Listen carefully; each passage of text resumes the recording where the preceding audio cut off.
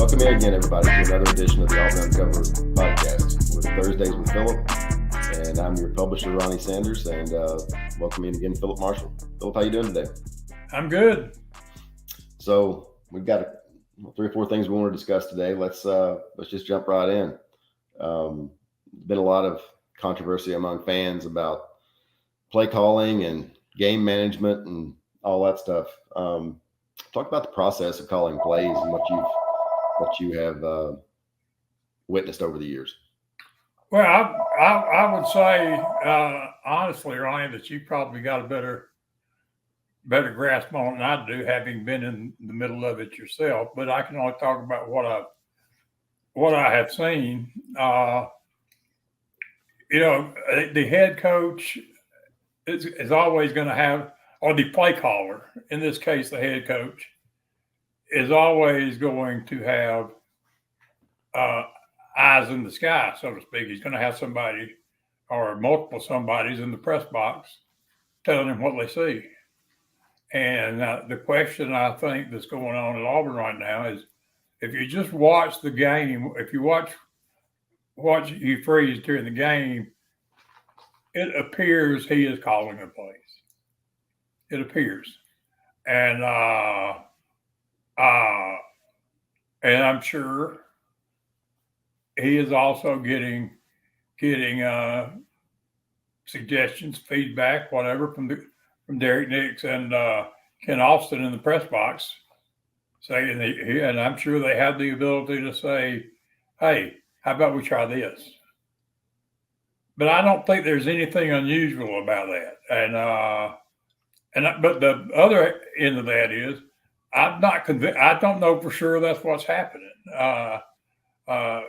As transparent as Hugh has been, sometimes to his own detriment, over the course of this season, he has yet to really explain that.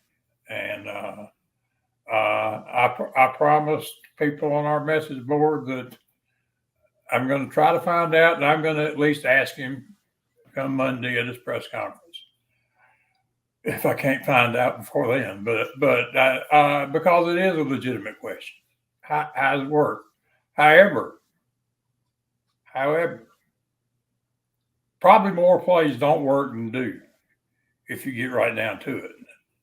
Out of 70 or so play calls in a game, not all of them are going to be, wow, that's a great call. And now here's where I would like to ask you. Okay, here's what I have always been told. You really decide those things during the week. That, there's a handful of plays for every situation. And one of those plays is what you're going to call in the game, assuming that there hasn't been some massive change on the defense that you didn't expect, and now you got to adjust to that.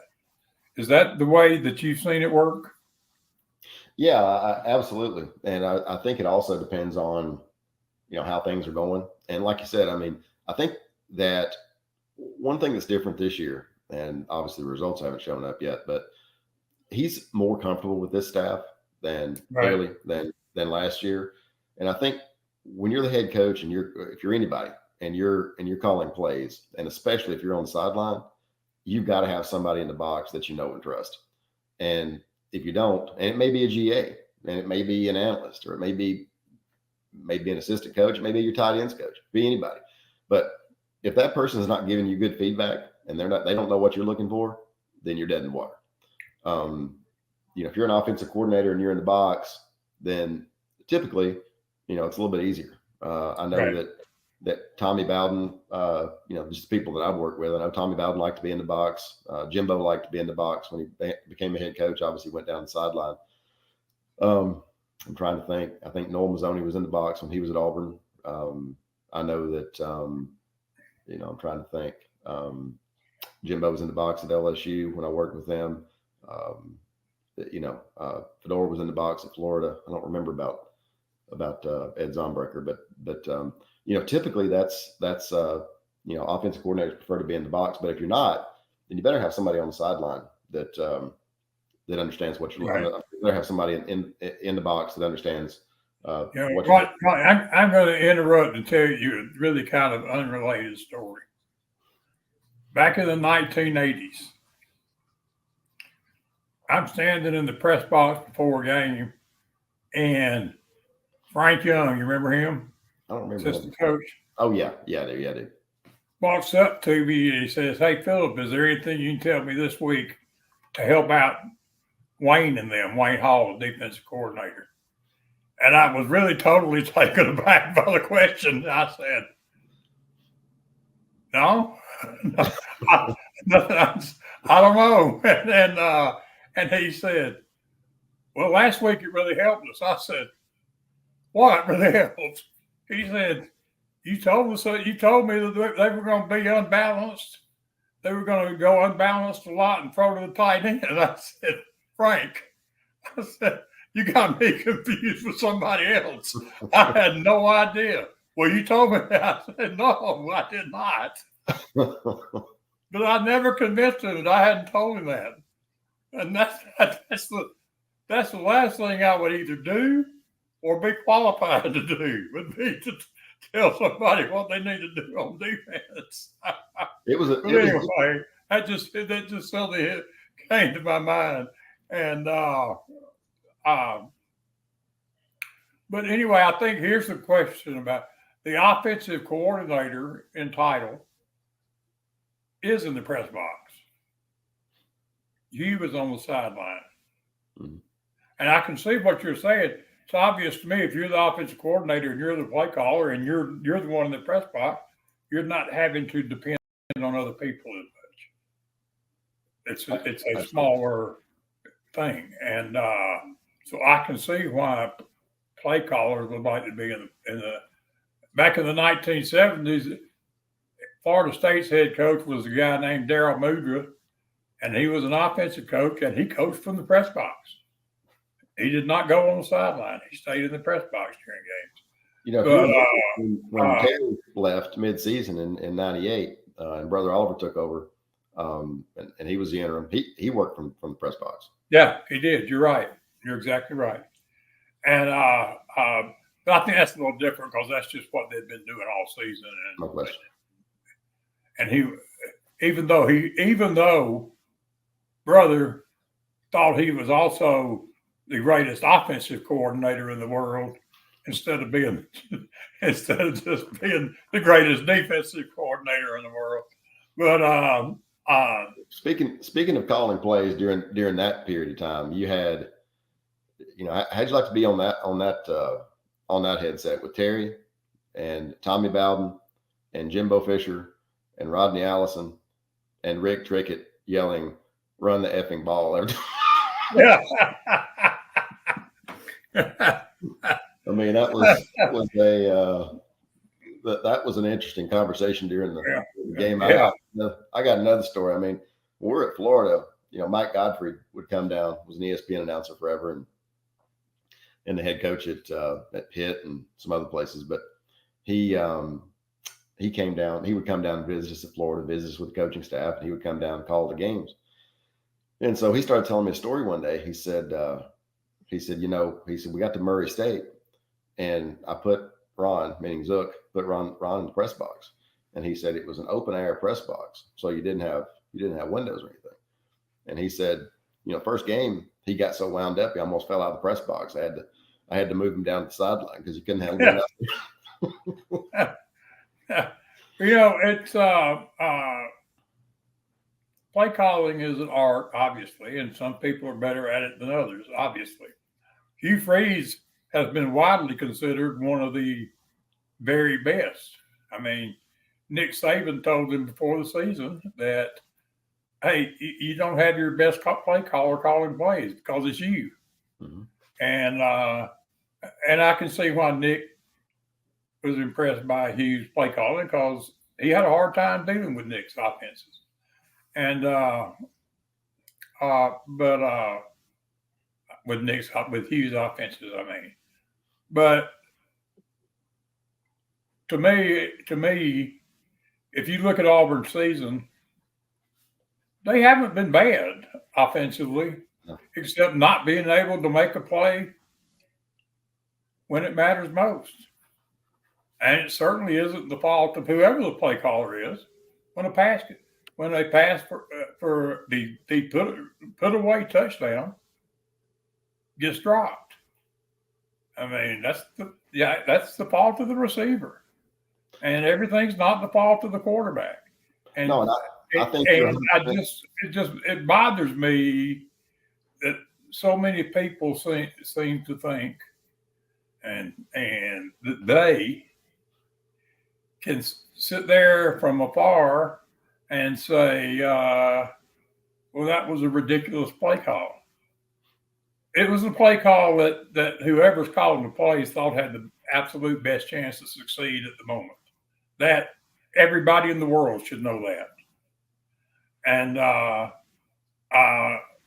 but also there's just so many moving parts that, and that's, I think it's more true on offense than defense, that one mistake that you as a person watching from the stands, or me, or anybody from the press box, whatever, probably doesn't see that this offensive lineman went the wrong way, or the running back ran the wrong track, or the wide receiver cut his route off too soon, or ran the wrong route, or whatever. Those are not things you can just see and say that's what happened. So, that's why, and I catch grief for it. I have long said I don't second guess play calling, because I'm not there. I'm not part of it. I don't know. But and that takes us to another subject we were talking about. The thing about Auburn's offensive situation right now, one is, I think that it's been more successful as a whole than people give it credit for being. Coaches don't throw interceptions. Coaches don't fumble the ball. But coaches don't miss blocks. But what I don't know is exactly how the process works. And also, and then, the modern game, the load on the head coach, and he talks about it sometimes. And of course, when you're 2-5 and you talk about it, it makes people mad. But that's just the nature of the beast. But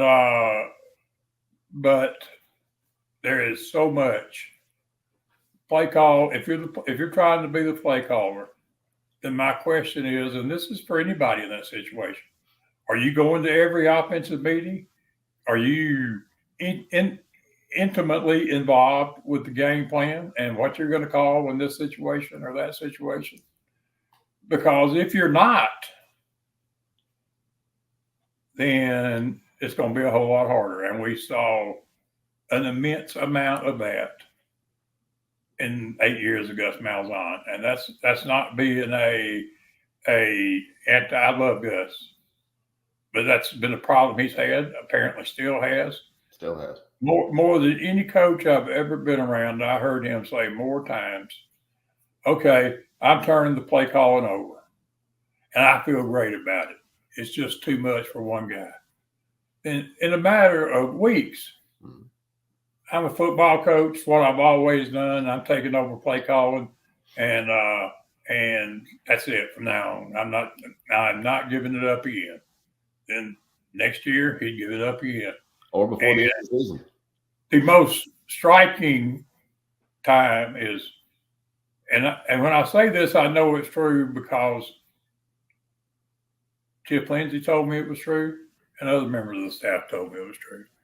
After Auburn blew a 20-point lead in Baton Rouge in 2017, Gus told Chip Lindsey, who was the offensive coordinator, I'm getting out of your way. And he actually did. And in 8 SEC games that year, they scored 40 or more points 6 times in 8 games. They beat Alabama and Georgia.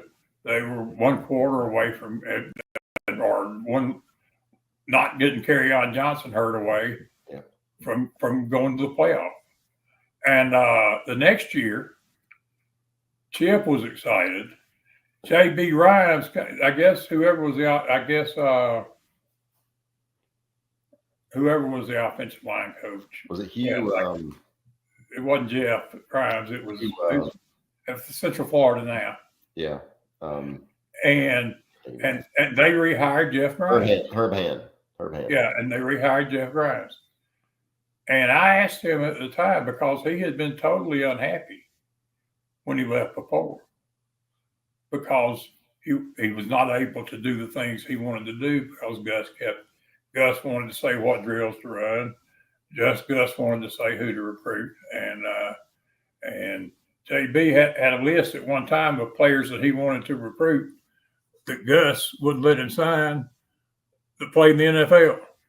So he was not happy when he left. And then he came back, which I found to be very surprising. Well, I asked him why, and he said, I talked to Chip, and it's his show, and he and I can work together. And he said, but just a few games into that season, at the first sign of difficulty, Gus was back in there again. And it was even worse then because basically Gus made the game plan, and then Chip had to call Gus's plays. And that very rarely works. And a team that should have been a contender lost 5 games. And with the who else considered at the time that the best quarterback in the SEC returning for his last year, Jarrett Stidham, and who had done all he had done last year, the previous year. Well, that didn't work. Chip was unhappy. Gus was unhappy. Chip left for Kansas to be the sideways move to Kansas, and Les Miles at the time. To say that would be but he never. Then he became the head coach at Troy before he ever coached at Kansas. But that, to me, there's got to be an absolute, this is how we're doing it. And if you got somebody calling plays and it's not his game plan, then that's a problem. And then to be clear, I'm not saying that's what's going on now. I don't think that is what's going on now. But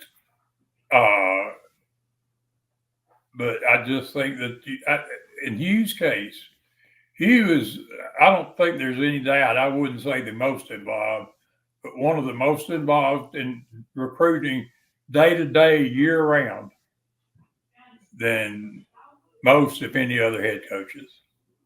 Well, so that's a big load. It is. That's a big load. Doing all the things head coaches have to do. Especially making sure you're stuff. I mean, NIL stuff. Making sure you're keeping your own players happy, so the player your roster happy, so that you don't lose people you don't want to lose. All those things, and then to be the play caller, it's a lot, and go to all the offensive meetings. That's a load. In fact, I wonder if it's a load that you really can carry. I've wondered about, DeBoer at Alabama, the offensive coordinator that came with him and then left and had been with him since the NAIA days. I think in a situation like that, then two people working together is fine because they know each other. They know what he knows. The head coach, he knows what the head coach wants. He knows how they do it and all those things. But it doesn't seem to have been, I don't know that it's working that well as it did without him. Well, I just a couple of notes on things that you said. I think that from a play calling standpoint, I think a number of things are important. Your offensive coordinator, as you pointed out, is in the box. The issue with that is, Derek is a running backs coach. And so eyes in the sky from him is different than eyes in the sky from the receivers coach and the quarterbacks coach. And I'm not sure much, like you, I'm not sure exactly what's going on, but I think, the other things that make it interesting from a play calling standpoint is, you typically you typically script your first 10 to 20 plays on offense when you start out, kind of get a feel for the game. And it really doesn't matter what the defense lines up in. Those are your scripted plays, and that's what you're going to run. And I think the other part is, you look at, I don't think fans really understand, there's a lot of self-scouting that goes on as well. And so you're not just scouting each week what the other team is doing, especially with as many people that are on staff right now. You do a lot of self-scouting and make sure that there aren't any patterns for you as a play caller, and that you want to make sure that you're balanced from a run pass standpoint. And typically you have a number of plays. You have a plan for the number of plays that you want to call. I know when we were at Florida, we wanted to hit 80. And if we hit 80, we had a whole list of things that, if we, on offense, if we met those goals, typically we won the game. And if we didn't, then we didn't. And, those are goals that the team understands. And, but I think self-scout is really, really important, especially when that's, if you've got all these other things going on. Look, everybody's busy now with NIL and recruiting and all those things, but when you're the head coach and you're running the show, you got to depend on a lot of people to make sure that you're prepared. And again, when your offensive coordinator is a running backs coach, and look, Ken Austin is very well thought of, and I'm sure he's involved. He is. And as I understand it, Ronnie, his thing is the passing game, and Derek's thing is the running game. Now, how does that work? Well, here's how I know it can't possibly work. They can't have a debate every time about whether we're going to run a throw on this down. At some point, he has to be either saying, no, I'm calling this, or saying, okay, we're running or we're passing. And then he might say to Derek Nix, what's our best running play right here? And I'm just speculating, obviously. But, Ken Austin he's offensive coordinator, and you're right, he is extremely highly thought of at Liberty. Mm-hmm. And Derek has never been an offensive coordinator before. So my gut feeling is that Hugh is calling the plays with input from those two guys. That's my gut feeling, but I don't know. Well, I think the other thing, from a play calling standpoint, is understanding what your players can do. And right. You did a breakdown, and we've talked about this before. I think you said 47 true freshmen and redshirt freshmen on the team, right. plus transfers. And if you put all those things together, you've got a bunch of young guys. You got a bunch of guys who don't know each other. You're trying to change the culture from what was, I'm not even sure what to describe when Phillip was here. So you got all these things that you're trying to do, and you've also got it. But your play calling has to be, you got to call plays that your players can execute. And if you've got a bunch of young guys who don't really know the offense that well, and they're trying to learn how to play together, and they don't know all the plays, and for whatever reason that may be, if they can't execute what you're calling, that is coaching. Now, like you say, if a guy executes a play and drops a touchdown pass, what do you do? Yeah. And if you don't, and the other thing is, if you don't have if you don't have guys that have that ability to put out there, that's one thing. And if they're young and they're running the wrong routes, but if they're running the right routes and they're able to execute the play, and they're just not making plays, I mean, that's on the players. Right. Yeah, I agree. And both ways. And look, I know for certain that every play caller in the country has had times over the course of every season where he says, "Dang, I can't believe I called that. That was bad from the start." Mm-hmm.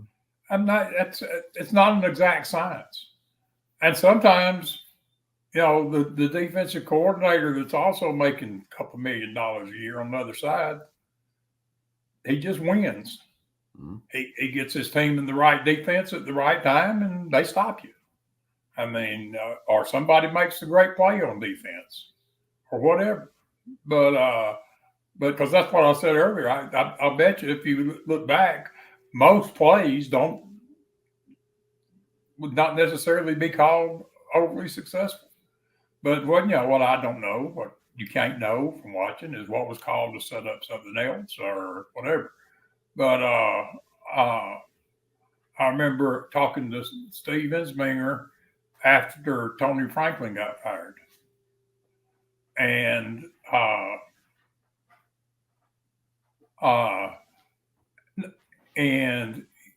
no, excuse me, I take that back. It was after Petrino left.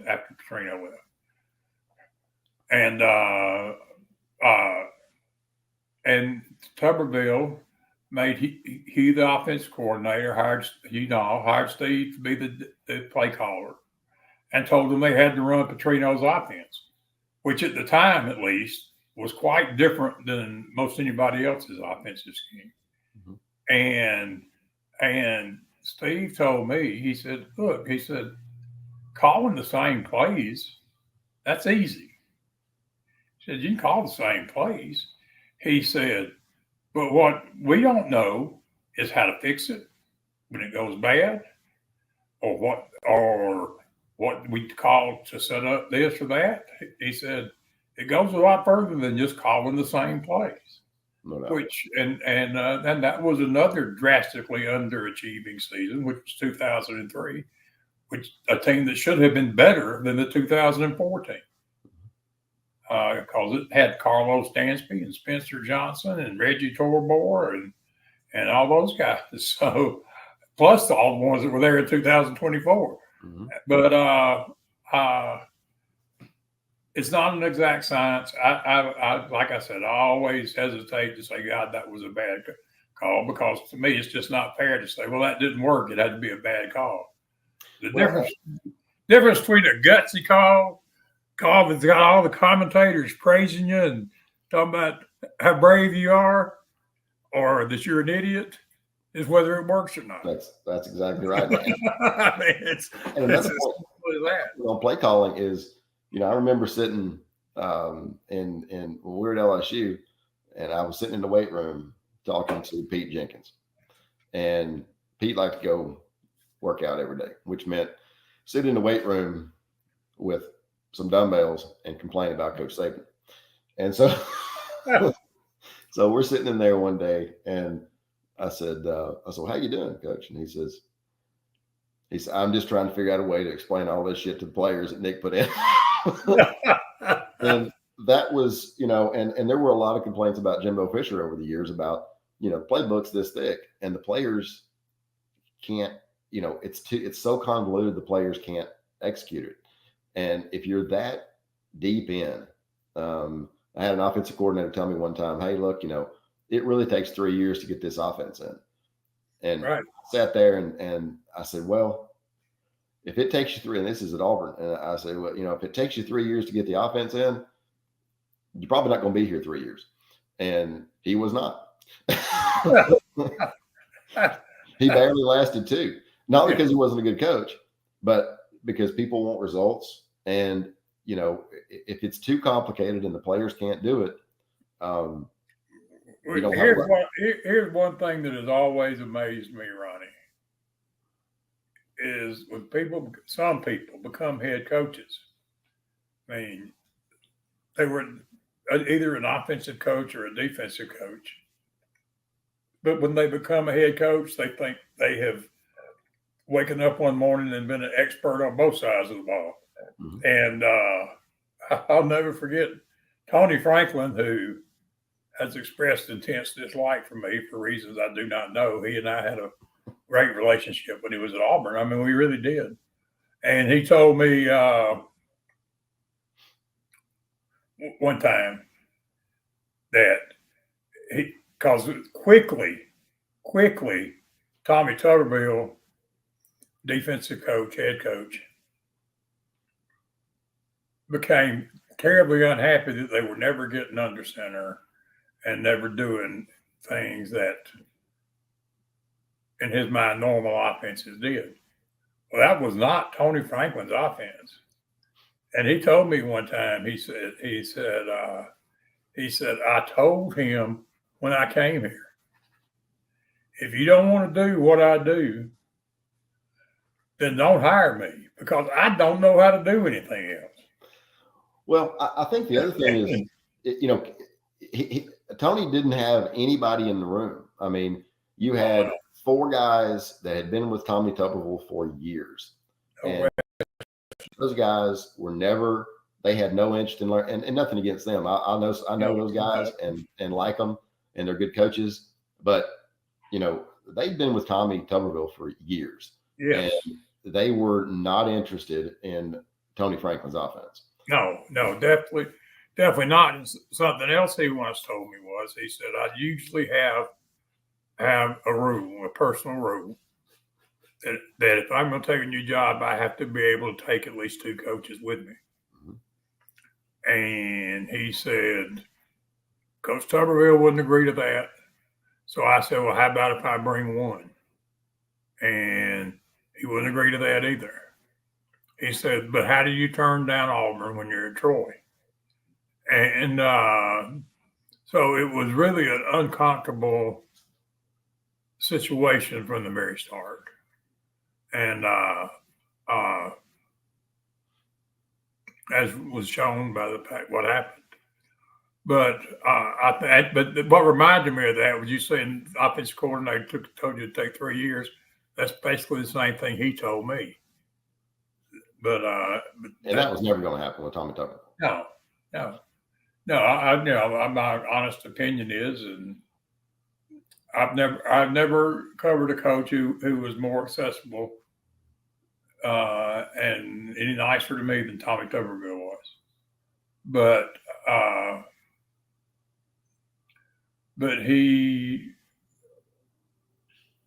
people who know him, people who were there, say that the hiring of Tony Franklin was a panic move to find a gimmick after Nick Saban was named the head coach at Alabama, because he knew how hard Nick was going to recruit. Mm-hmm.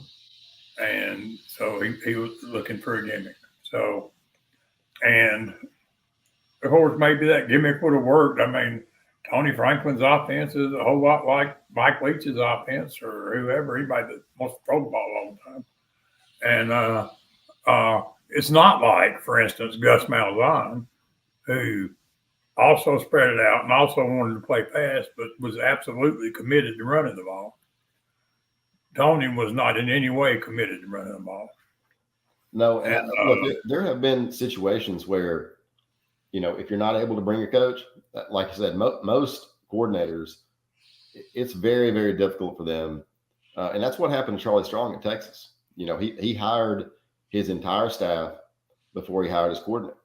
And look, I love Charlie. My advice to him was, whoever you hire, even if you got to leave a buddy on the sideline, let him bring one guy.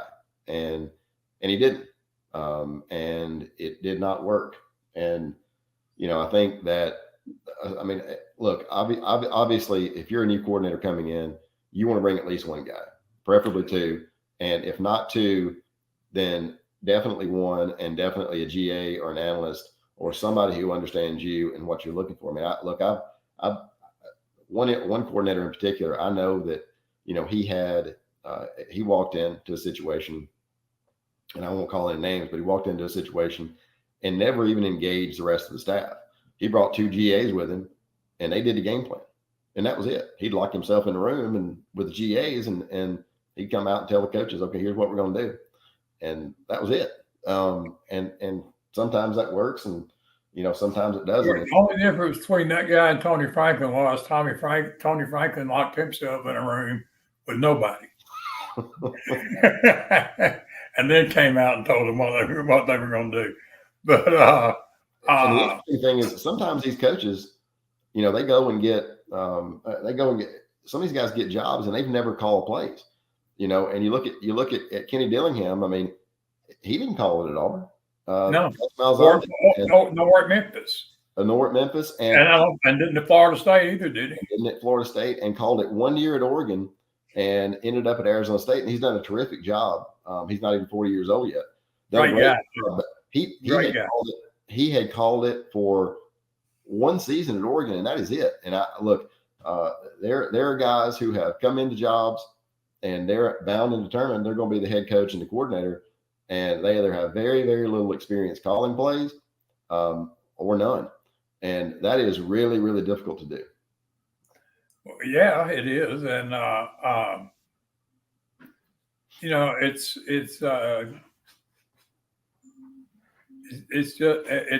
like we said, a lot more complicated than a lot of people realize. But, Ronnie, there really was something I was about to say that was very good, and I forgot. That's what happens when you get to be 74 years old.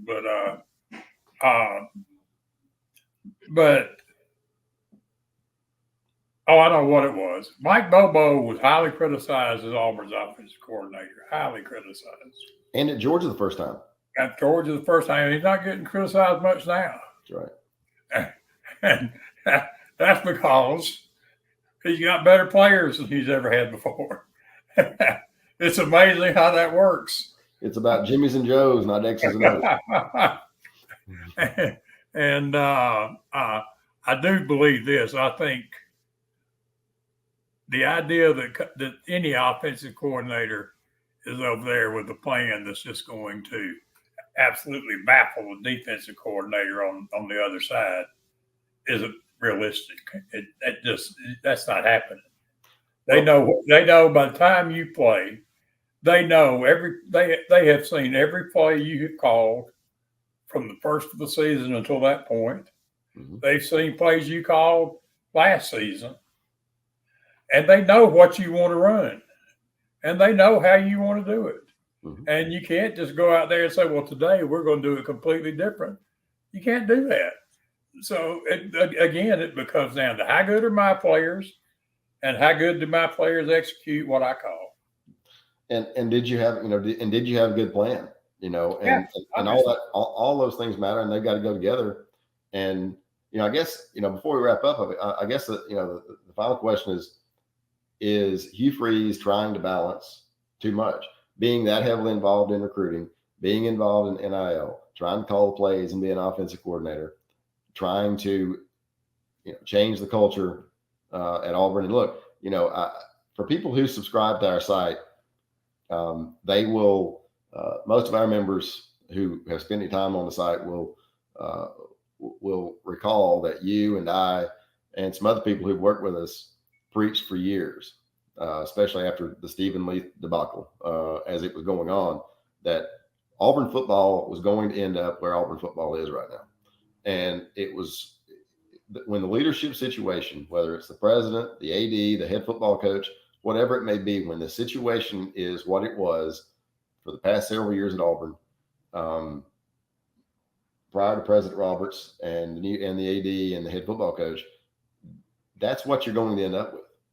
And, it was clear as day to you and me and other people covering the program that this is where we're headed.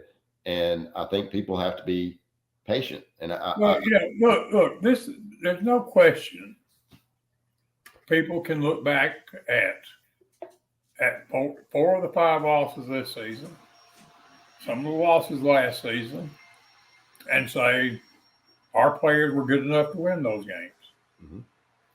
But the problem is when you have such a small margin for error, every offense makes mistakes. Every offensive player makes mistakes. Every quarterback has misread the defense. Every running back has missed a hole. Every defensive back has been beaten deep. It happens everywhere. But when you have such a small margin for error, it's much more exacerbated and much more noticeable. And then when it has happened for whatever reason this season, in the last 10 minutes or so of every game. Even the ones they had all the turnovers in, they still had chances to win. Mm-hmm.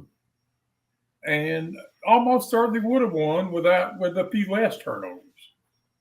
And then they, against Oklahoma and against Missouri, they got 11-point leads in the fourth quarter. You should be able to win those games. Absolutely. But you shouldn't give up. But there's no miracle to say, okay, we're going to call the right thing this time, and it's going to work. You're trying to call the same right thing every time. And sometimes it works, and sometimes it doesn't. And, too long. I think the defense, I really think the untold story of this Auburn football team is how well the defense has played with playing more freshmen than any defense in the country.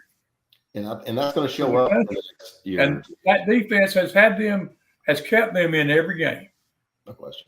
Really, even the Georgia game, it's kept them in every game.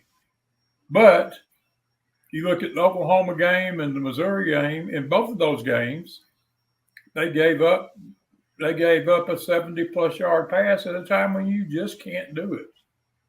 And in both cases, without those two plays, they win the game. Mm-hmm. But also, in both cases, they still should have won after those two plays. It's a team game. I mean, they get a pick six to lose a game in against Oklahoma.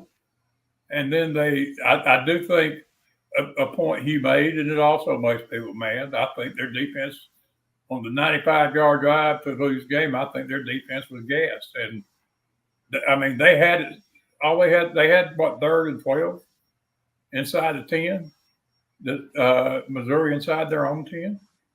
And then they let the quarterback break a chain and run for 14 yards. I mean, can't do that. Can't do that. And they know they can't do that. And you say that's coaching if you want to, but they're not coached to do that. No, and they're coached to keep him in. They're coached to keep him. But if and this gets back to what I just said, if you've been out there for 80 plays and you're exhausted and you want to do it, it just doesn't always work. And then of course they had them stopped again. It was 4th and 5, and they just throw a simple short out pattern, and a senior defensive back is 3 yards behind the play for whatever reason, and or else they win that game. They've had ample opportunities to win, but the fact of the matter is that, again, I'll say it, and it's been said over and over again, but it's true. They have no margin for error. Now, the 14-yard scramble on 3rd and 12 that took the ball out to the 20-something yard line, that shouldn't have been a devastating blow. No. I mean, they've still got, and Auburn had been very conservative on those previous two possessions, but actually I understand that. Missouri had not shown any ability to drive the ball down the field. Well, there's no question. I think you make a really good point too. The margin for error, it really reminds me, the SEC is the conference that is most like the National Football League, and it's still different. But there's such a small margin for error. I mean, you'll see some blowouts once in a while in the NFL, but not very many. And and unlike Mr. Potato Head thought, you are not going to outcoach people in the Southeastern Conference. Now, no, you're not. Carson thought he could, but he did. Not only did he think he could outcoach him, he didn't think he needed to bother to out-recruit him. And there's a reason, he hasn't been able to get back in, even though he's tried. And, he is not that well thought of. If we're just being honest. Well, again, you get back to the same thing. And an Auburn assistant coach who was no longer there, but who loved Auburn, told me one time, he said, this place is a gold mine. He said, it's an absolute gold mine if you'll ever get the right people in charge. and they didn't have. You know, I look back sometimes, and I think sometimes the fans are guilty of this too. You know, people are asking, well, how's that guy at Indiana doing that kind of job? Well, he's obviously done a great job. I mean, And he it's brought a not bunch like of players from James Madison. they've beaten a bunch of nationally ranked teams, but they're obviously a really good team. And what would have been the response at Auburn 2 years ago if Auburn had hired him? Not very good. Not very good at all. Hired the head coach at James Madison. Mm-hmm. And you look at the right now, who's number one in the nation? Oregon. Head coach, never been a head coach anywhere else. But and look at Auburn's recent history as far as hiring coaches.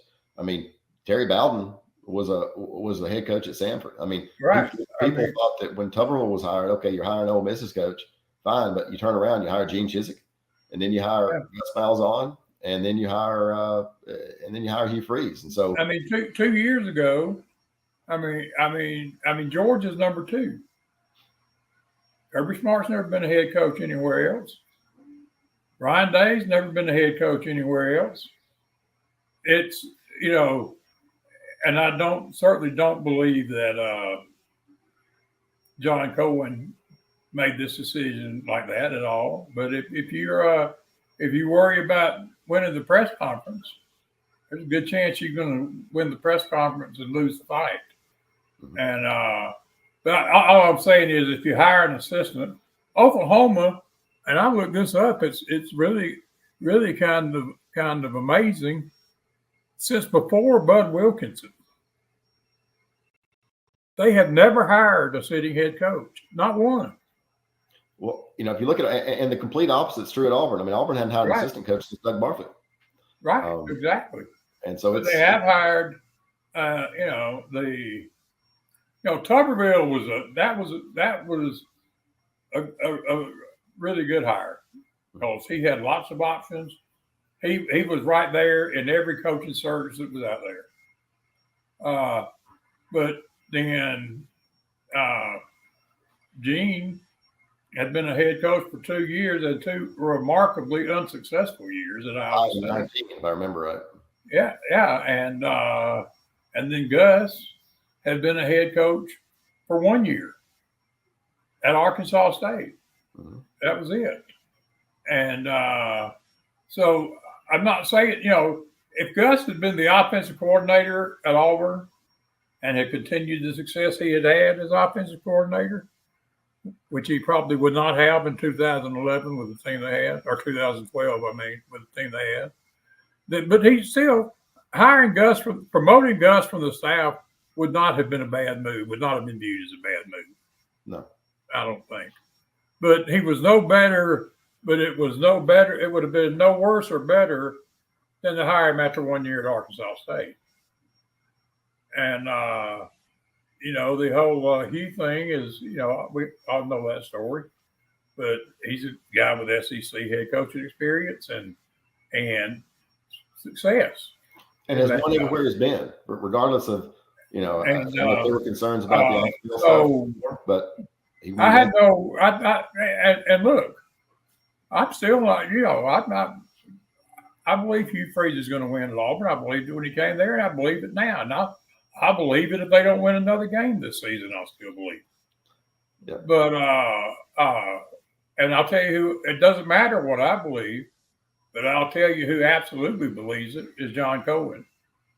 And also a couple of prominent donors I've talked to. They absolutely believe in Hugh Freeze. And that's not anywhere close to changing. Not anywhere close. Now, Auburn fans tend to live, still some of them, in the period when it was just a cluster that ended up with hiring Brian Harsin. But that's not the case anymore.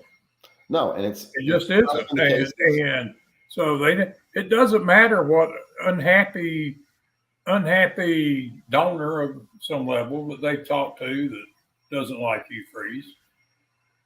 Doesn't matter. The only people that are going to make any decision about Hugh Freeze, if there ever comes a time to make one, are John Cohen and Chris Roberts. That's it. That is very, very different. That is it. And that's the way it's supposed to be. That's the way it's supposed to be. And that's a good place to wrap up. Not to cut you off. I have all right. Well, hey, it's fun as always. I enjoyed it, Phillip, and we will see everybody again next week on Thursdays with Phillip.